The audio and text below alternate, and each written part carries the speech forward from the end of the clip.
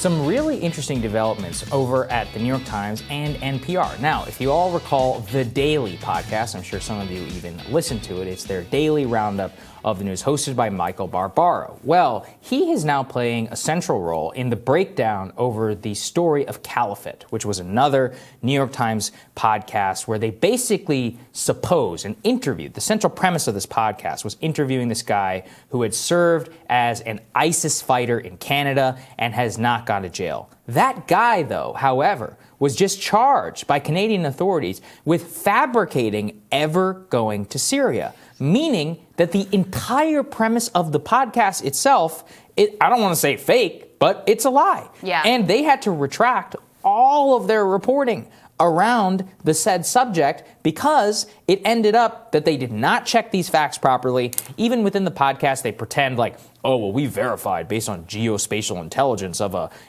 photo that he was in Syria. No. According to the Canadians, he never once set foot over there. Anyway, the part of the problem... Such a bizarre thing to invent. Like, it's a very, I don't know. Convince people that you were some, You're like, yeah, I'm a hardcore dude who ISIS. actually went to ISIS and went to Syria and he claimed that he beat somebody to death. So congrats, dude. Anyway, so NPR is now very upset, and large public radio stations are very upset with Michael Barbaro because Barbaro is reportedly one of the people who worked to tamp down much of the criticism of the Caliphate podcast within the New York Times. And so the public radio stations are saying that Barbaro's role in publicly setting them out for the newspaper's listening audience and pressuring journalists behind the scenes to temper their criticism of the podcast is violating their ability, since the Daily, in many cases, runs on their air. They're propagating journalistic standards. Yeah. And this was a complete breakdown at the New York Times. It genuinely is a scandal, if you think about it. It really is. And no one's giving it the credit that they deserve. So there's multiple layers of this, because the initial scandal, as you rightly point out, is the fact that this entire series, we're not talking about one article or one part of the series, almost the entire thing was built around a pack of lies. And they had to go back and essentially retract the entire thing. Dean Baquet did an interview explaining where the failures were, explaining what went wrong. I mean, this was a dramatic disaster. And basically, it's a classic story of it was a salacious tale. It made for a great, super popular product.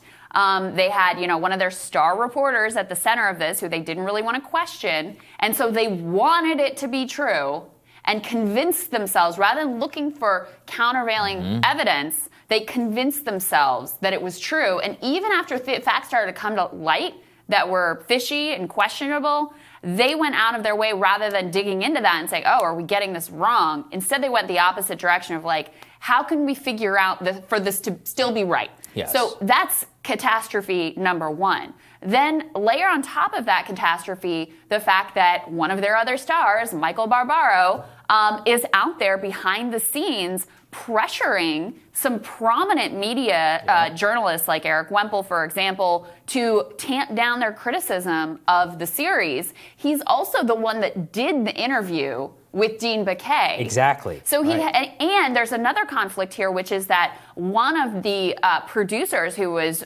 most involved with Caliphate is also a producer on The Daily. So there's a conflicts of interest abound, none of which was disclosed when he's doing this interview with Baquet, none of which, is disclosed when he's pressuring journalists behind the scenes to tamp down all the criticism. It's really it's honestly just sad. It's really sad because there's so few places that you can trust remotely. Obviously, we have a lot of issues with the New York Times and the way they cover things, but this is, number one paper in the country. And to see this type of just dramatic, obvious failure is really, really quite sad. It matters because, look, there are millions of people who listen to this podcast every single day. If you go on the Apple iTunes charts, you can see, in terms of top episodes, they're almost always number one, number two, or number three. Yep. So, look, especially now that Joe Rogan's only on Spotify. So it's now it's a lot of people are getting their news from these people, and they're deliberately manufacturing. At the very least, they are downplaying one of their biggest errors of all time that has happened within this space, and they don't want anyone to know about it. the good thing is that people who are public radio who have actual standards to maintain are like, hey, you can't come on our air and lie, or you can't come on our air and not correct yourself. So we wanted to bring attention to this because it's really important. Given, I'm sure so many of you have listened to it. I've even listened to it every once in a while. It's they have very high production value. So I just think we got to know about who are the people actually behind this major force. Yeah, very well said. All right, more rising for you after this.